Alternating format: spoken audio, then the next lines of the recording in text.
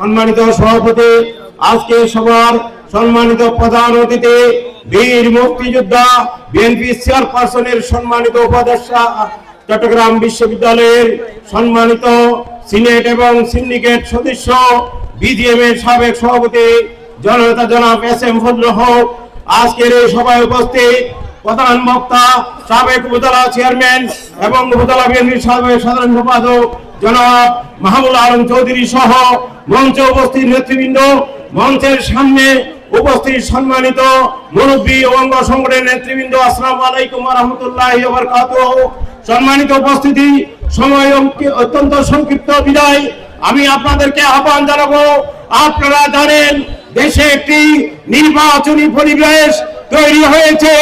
এই অন্তর্বর্তী সরকার অবিলম্বে দেশে একটি সাধারণ নির্বাচন হবে।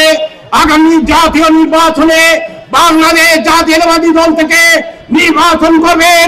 আজকের সবার সম্মানিত প্রধান থেকে আপনাদের এলাকার অত্যন্ত পরিচ্ছন্ন রাজনীতিবিদ বীর মুক্তিযোদ্ধা এস.এম. ফজলুল হক ধানের শীষ প্রতীক নিয়ে এই এলাকায় নির্বাচন করবেন। আপনারা জননেতা এস.এম. ফজলুল হকের পক্ষে জনমত তৈরির উদাত্ত আহ্বান জানিয়ে আমার বক্তব্য এখানে শেষ করছে। আল্লাহ হাফেজ। বাংলাদেশ জিন্দাবাদ।